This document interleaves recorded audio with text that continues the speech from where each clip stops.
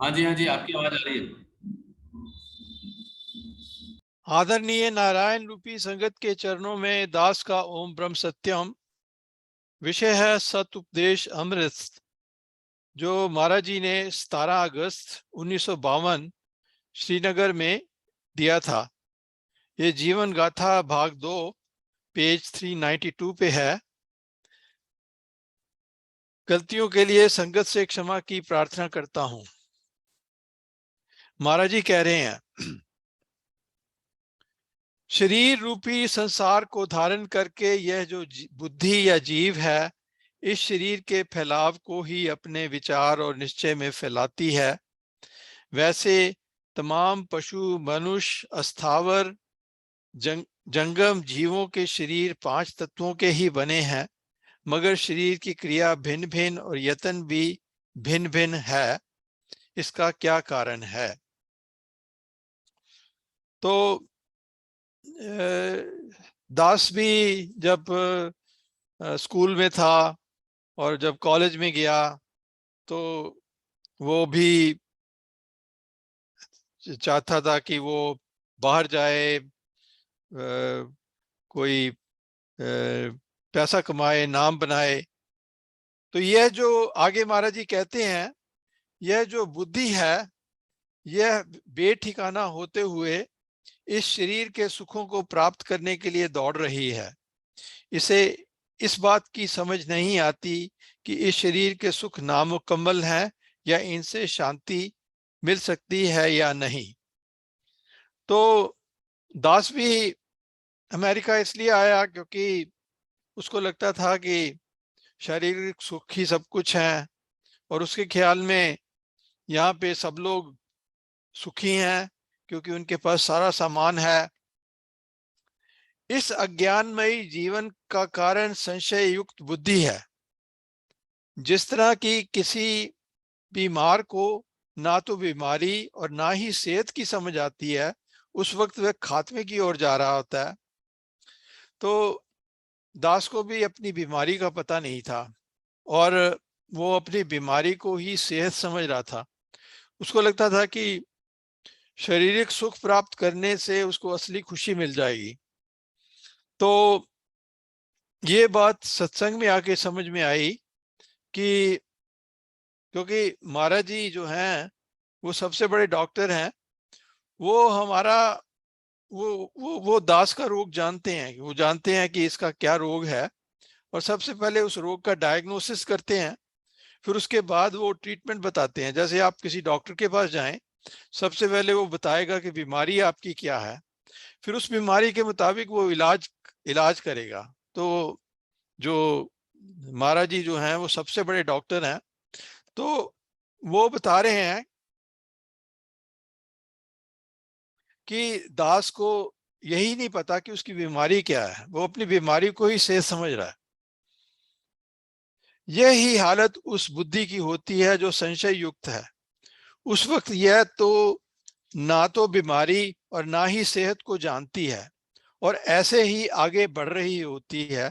इस दौड़ से उसे तसल्ली तो मिलती नहीं और ना यह सीधे रास्ते पर चलती है, बल्कि शरीर खत्म हो जाता है और यह जीव जैसा प्यासा आया था वैसा ही प्यासा चला जाता है। तो जो शारीरिक सुख जो है वो प्राप्त करके भी दास जो है वो प्यासा ही रहा, और केवल सत्संग में आकर ही इस बात का निर्णय समझा जाता है कि बीमारी क्या है और सेहत क्या है। तो सत्संग में आके ही पता चला कि दास की क्या बीमारी है। इस बात को जानने के लिए जिस वक्त गहरे गौर से विचार किया जाएगा तो मालूम हो जाएगा कि बीमारी क्या है। तो महाराज जी बता रहे हैं कि दास की क्या बीमारी है। तृष्णा अग्नि लागी मीता, पल पल करे अंगार, सतशील होवे नहीं, कोटक करे विचार। तो दास को ये जो तृष्णा की जो अग्नि है, वो जितना उसने शारीरिक सुखों को प्राप्त करने की कोशिश की, उसकी तृष्णा की अग्नि जो है बढ़ती गई। तो तृष्णा अग्नि लाकी मीता, पल पल करे अंगार। तो वो पल पल जलता है, अंगारे की तरह जलता है। सतशील होवे नहीं कोटक करे विचार। और चाहे वो कितना भी कोशिश कर ले, अपने दिमाग की जितना मर्जी सोच ले, उसको जो शांति है और उसको जो सच्चाई है उसका कोई पता नहीं चलता। तृष्णा की आग की तपिश पल पल उठ रही है और शीतलताई यानी शांति नहीं मिल रही है। जन्म से लेकर मरण तक सब ही इस वहम में बहे जा रहे हैं और एक दूसरे के पीछे जा रहे हैं, लेकिन ये ठीक नहीं। तो महाराज जी ये बता रहे हैं कि जो दास की बुद्धि है वो बंदर की तरह ही है। जैसे बंदर होता है वो हमेशा दूसरे की नकल करता है, तो इसी तरह से दास भी दूसरों की नकल कर रहा था। उसको लगता था कि भाई सारी दुनिया जिस जिस तरह से सारी दुनिया चलती है वैसे ही मैं चलूंगा तो मेरे को भी खुशी मिल जाएगी। लेकिन लेकिन सारे लोग ही ये भेड़ चाल है, सारे गड्ढे में गिर रहे हैं और दास भी उन्हीं के साथ गड्ढे की तरफ गिरने जा रहा था। इसलिए महापुरुषों ने कहा है कि यही सही समझोगे तो आपको इस संसार में तसल्ली मिल जाएगी।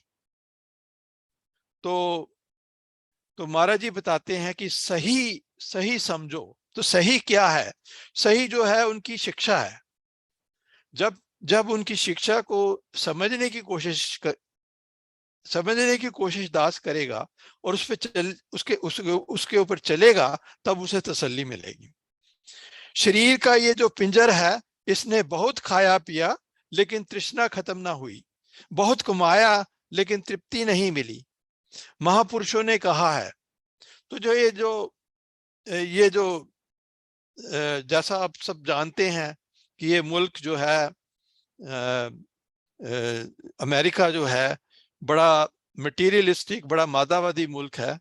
यहाँ पे लोगों का एक ही मकसद है कि खाओ पियो और मजे करो। लेकिन जो ये जरूरी नहीं कि खाया जाए और पिया जाए और मजे भी हो जाए क्योंकि जो जो मजे होते हैं वो तो भगवान की इच्छा पे निर्भर करते हैं। कोई ये जरूरी नहीं कि बहुत कोई खाए पिए तो वो मजे भी करेगा। तो महाराज जी कहते हैं, महापुरुषों ने कहा है, अधिक धन प्राप्त कियो अधिक पाया परिवार, मान मद पाई बहु कीरत पर मिटे न मन अंधकार। तो बहुत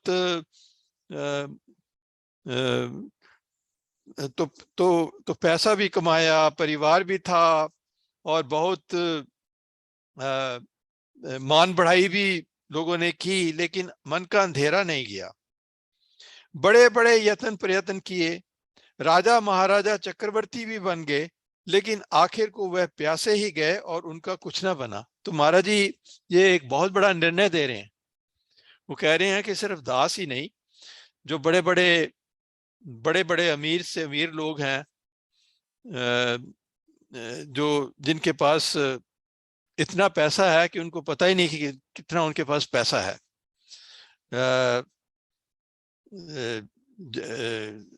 बड़े से बड़े प्राइम मिनिस्टर, बड़े से बड़े प्रेसिडेंट, महाराज जी ये बता रहे हैं कि वो भी प्यासे गए और उनका कुछ ना बना। तो 150 वर्ष गुजर गए लेकिन अंधेरा वैसे के वैसा रहा। विवेकी पुरुषों ने सोचा कि पहले तो मूर्खताई की वजह से ये ना समझ था, मगर जब विचार किया तो पता लगा ये जीवन नहीं बल्कि मूर्खताई है। तब विवेकी पुरुष कौन है? तो विवेकी पुरुष ये जो संत महात्मा हैं, ये विवेकी पुरुष हैं। जैसे कबीर हैं, नानक हैं, राम हैं, कृष्ण हैं, बुद्ध हैं, महाराज जी हैं। तो इन लोगों ने जो है, इन लोगों ने गहरी सोच की और उन्होंने कहा कि क्या बात है कि हर कोई प्यासा है, हर कोई नामुकम्मल है, तो किस तरह से इस जीवन में कोई असली शांति प्राप्त की जा सकती है या नहीं, असली कोई सुख। क्योंकि हर इंसान जो है वो असली सुख चाहता है, वो ऐसा सुख चाहता है जो खत्म ना हो। तो ये बात क्या सिर्फ एक थ्योरी है, ये क्या सिर्फ एक थ्योरेटिकल बात ही है या ये संभव भी है? तो इन लोगों ने जब जब जब जब जब जब इतने सारे लोगों ने जब ये कहा कि ये संभव है कि इंसान सच्ची खुशी, सच्ची शांति को पा सकता है, तो इसमें फिर कोई संशय की बात नहीं रहती, क्योंकि सिर्फ ये बात नहीं है कि सिर्फ महाराज जी ही कह रहे हैं, ये सारे सारे संत महात्मा, सारे महापुरुष इस बात को कह रहे हैं कि मनुष्य के पास ये कैपेसिटी है कि वह इस सच्ची खुशी को, इस सच्ची शांति को प्राप्त कर ले। तो इस बात में कोई संशय की गुंजाइश ही नहीं रह जाती जब जब जिन लोगों को सारी दुनिया फॉलो करती है। अब जैसे जीसस क्राइस्ट है, उनको कितने लोग फॉलो करते हैं, बड़े बड़े जो जितने भी पैगंबर हैं, पीर पैगंबर हैं, मोहम्मद साहब हैं या बुद्ध हैं या राम हैं या कृष्ण हैं, जिनको सारी दुनिया फॉलो करती है, जब वो कह रहे हैं कि ऐसा संभव है कि इंसान जो है वो सच्ची खुशी, ऐसी खुशी को प्राप्त कर सकता है जो कभी खत्म ना हो, तो इसमें फिर शक की कोई गुंजाइश रह नहीं जाती। जब इतने सारे लोग जब गवाही दे रहे हैं, इतने बड़े बड़े लोग जिनको महापुरुष कहते हैं, जिनको सारी दुनिया मानती है, तो इसमें फिर कोई, अगर फिर भी इसमें दास शक करता है तो उसकी मूर्खता ही है। जब यत्न करके सूझ प्राप्त की तो पता लगा कि खेल क्या हो रहा है।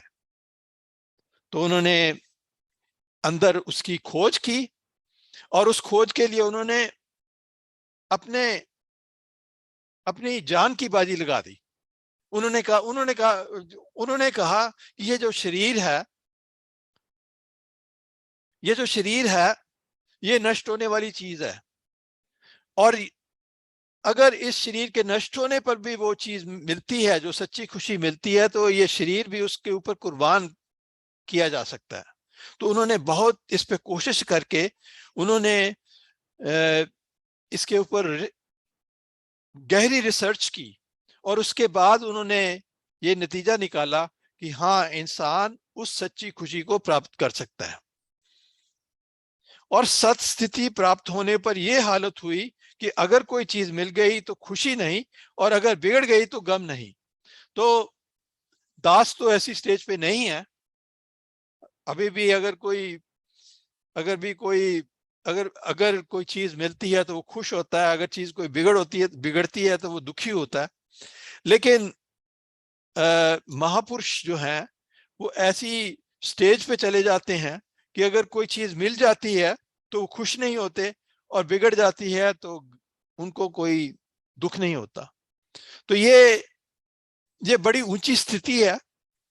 जैसे कि गुरु गोविंद सिंह के चारों जो जवान बेटे थे वो मारे गए। तो जब दास जो है वो एक साइकियाट्रिस्ट था, और उसको पता है कि एक जवान बेटे का मरने से बड़ा दुख कोई नहीं है। सबसे, या तो अपनी कोई पति या पत्नी या अपना कोई स्पाउस मर जाए, या जब कोई जवान बेटा मर जाए, तो उससे बड़ा कोई दुख नहीं है। तो यहाँ पे गुरु गोविंद सिंह के चारों जवान बेटे मारे गए, और वो कहते हैं कि वो चार चले गए तो क्या हुआ, मेरे हजारों बेटे जो मेरे सिख हैं वो अभी भी जिंदा हैं।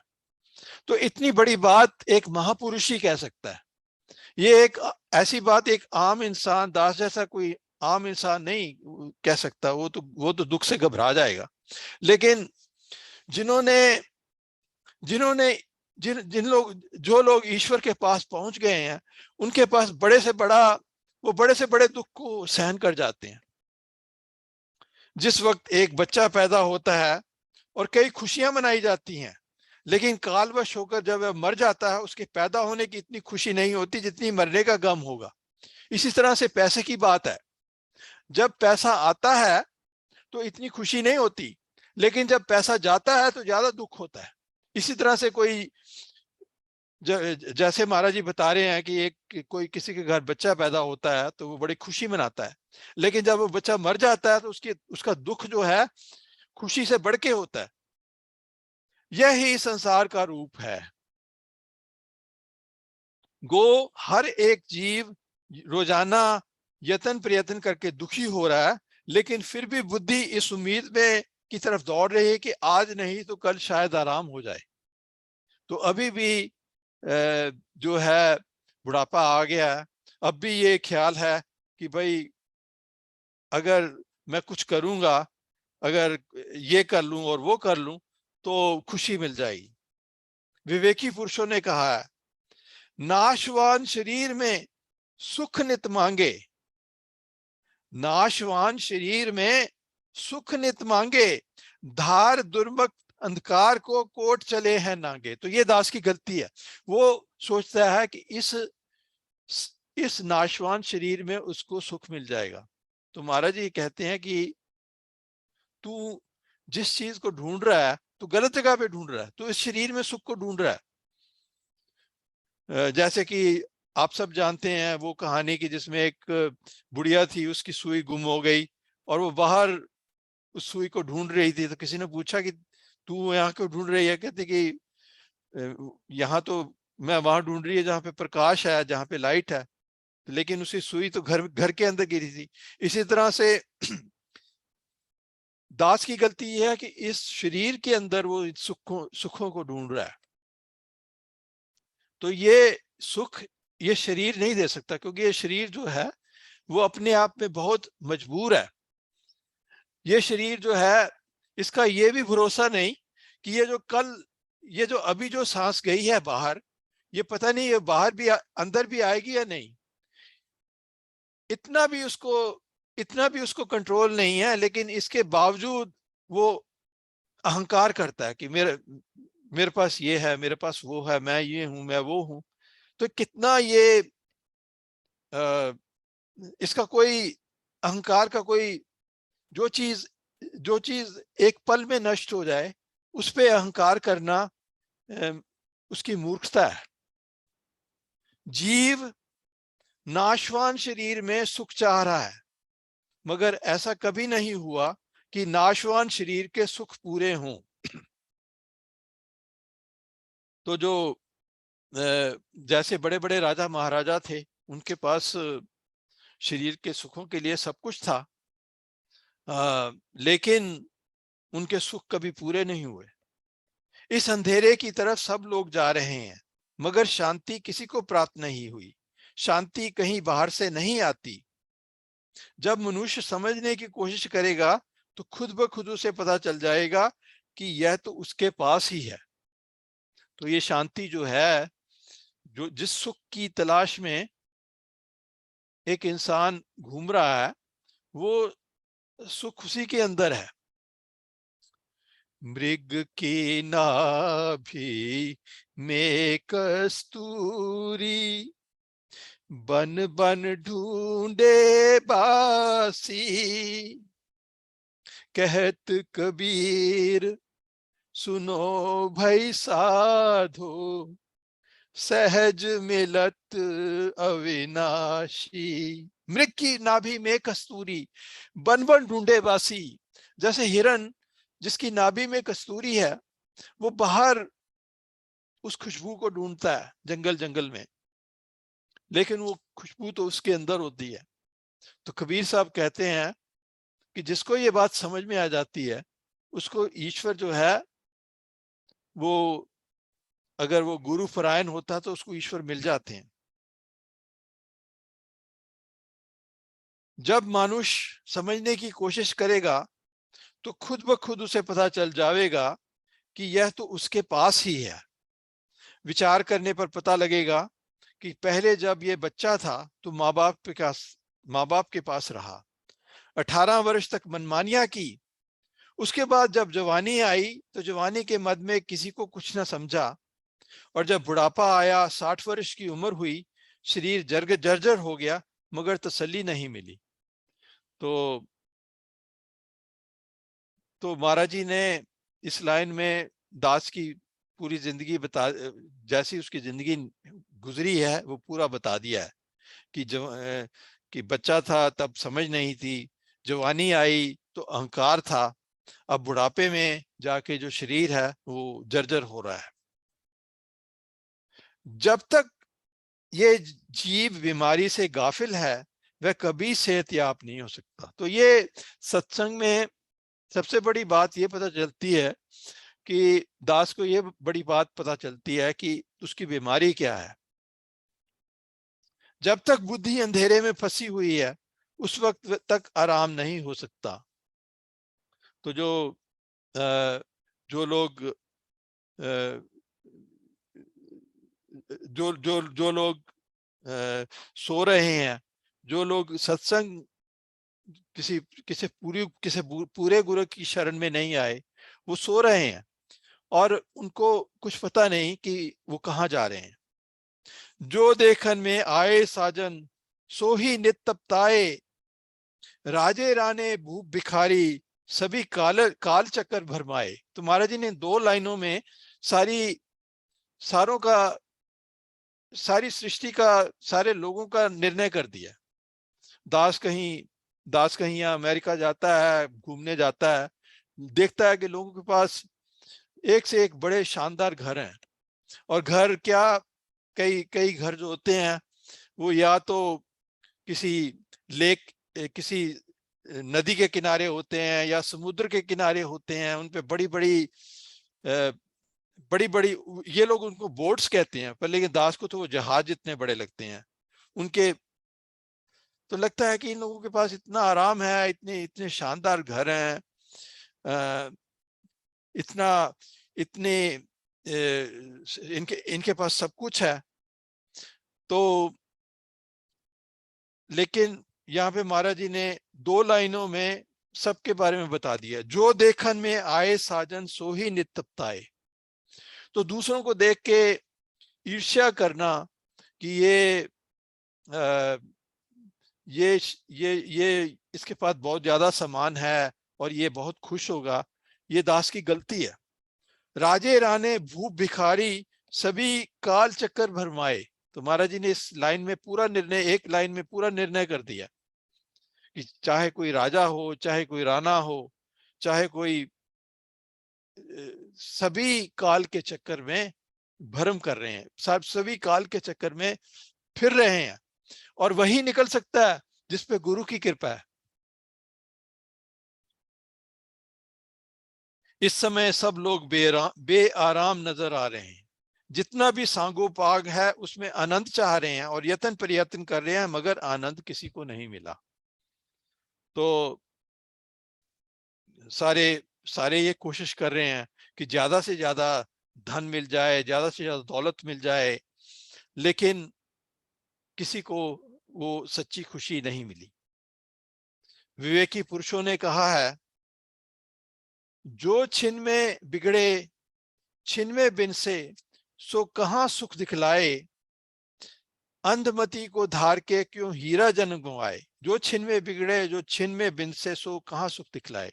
तो वो कहते हैं कि ये जो शरीर है जो एक क्षण में नष्ट हो सकता है, वो कैसे सुख देगा।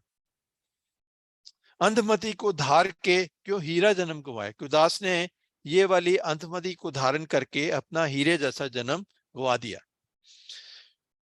गुरबानी में है, हम आदमी हैं एक दमी। हम आदमी हैं एक दमी। इसका मतलब है कि एक एक दम एक दम में पता नहीं कि ये शरीर जो है चला जाएगा या नहीं चला जाएगा। तो एक दिन की तो बात छोड़ें, एक दम का भी भरोसा नहीं है।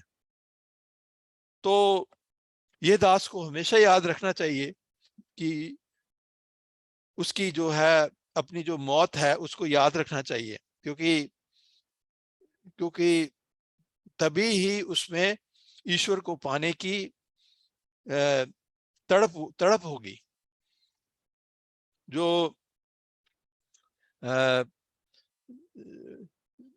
अक्सर अक्सर लोग अपनी मृत्यु के बारे में नहीं सोचना चाहते।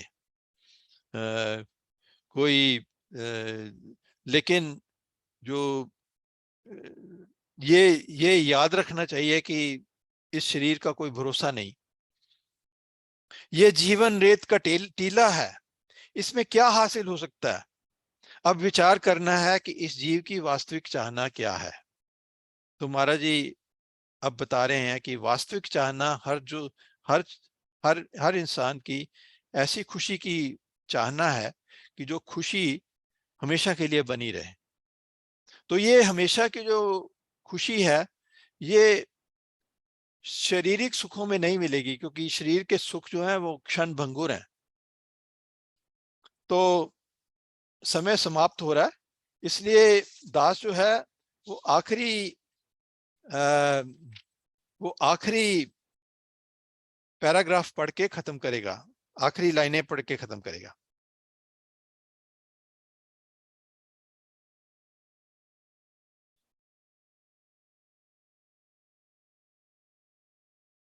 अगर जब भी दुनिया में आए पूरा नहीं तोला, जब भी दुनिया में, अब महाराज जी क्या कह रहे हैं, जब भी दुनिया में आए पूरा नहीं तोला, इसका मतलब है कि किस काम के लिए आए थे? इस काम में कि ईश्वर को पाने के लिए आए थे, लेकिन वो काम नहीं किया। तो जब भी दुनिया में आए पूरा नहीं तोला। अब लोग दावे करते हैं, कुरान गीता को फौरन उठा लेते हैं। अब लोग दावे करते हैं, लोग कहते हैं कि ये चीज मेरी है, ये जमीन मेरी है, और उसके लिए उनको झूठ बोलने में कोई हिचकिचाहट नहीं होती। मगर उनकी कदर तो उनको है जो निर्दावे हुए हैं। तो लेकिन गीता और पुराण को वही समझते हैं जो निर्दावे हुए हैं। निर्दावे का मतलब है जो ये कहते हैं कि सब चीज ईश्वर की है, उनका कुछ नहीं है, उसको वो लोग निर्दावे हैं, क्योंकि वास्तव में सब कुछ ईश्वर का है। ये जो मेरा मेरा दास जो मेरा मेरा कहता रहता है, वो इसकी गलती है। इसका मकसद ये है कि रब की चीज रब के हवाले करो। तो इसका मतलब है कि रहते हुए ये मानो कि सब कुछ, ये जो परिवार है वह भी ईश्वर का है, ये जो मकान है वो भी ईश्वर का है, अगर कोई धन संपत्ति है वो भी ईश्वर की है। यह समझो कि अगर रब की भक्ति नहीं कर सकते तो शरीर की भक्ति भी मत करो। तो जो दास जो दास ये बता रहे हैं कि सारा टाइम शरीर की भक्ति मत करो, शरीर की पूजा से कुछ हासिल नहीं होगा। आपको चाहिए कि थोड़ी पूजा शरीर की करो और वक्त निकालकर जीवन शक्ति की पूजा करो। तो महाराज जी कह रहे हैं उस शक्ति की पूजा करो जिससे ये शरीर चल रहा है। गुरुमुखों का यही रास्ता है, मर्यादा से खाओ, मर्यादा से पहनो। ऐसा करने से जीवन शक्ति का पता चलेगा, रब का निश्चय पैदा होगा। इस रास्ते पर चलो ताकि इस जीवन यात्रा को मुकम्मल कर सको। यही जीवन सार है। तमाम लोग शरीर के विकारों में लगे हैं। विकारों से दूर रहकर जीवन को पवित्र करो। बाहर की कोई चीज इसे तंग नहीं करती, इसे मन के विकार ही तंग करते हैं। जो भी प्रभु आज्ञा का पालन करेगा आनंद पाएगा। ऐसी सुमति सबको धारण करनी चाहिए। ईश्वर सबको सुमति देवें। तो अब महाराज जी हमें हमारे महाराज जी हमें आशीर्वाद दे रहे हैं कि हमें सुमति कि दास को सुमति मिले, क्योंकि ये उसके अंदर ये दुर्मति है। अब महाराज जी का आशीर्वाद है कि दास को सुमति मिले। तो वो आशीर्वाद हम सबके लिए है, और हम इस लायक बने कि, क्योंकि महाराज जी का आशीर्वाद हमारे साथ है, लेकिन हमें उसके लिए कुछ करना पड़ेगा। तो इसके साथ जो है दास अपनी वाणी को विराम देगा। गलतियों के लिए संगत से क्षमा की याचना करता हूं। ओम ब्रह्म सत्यम सर्वाधार।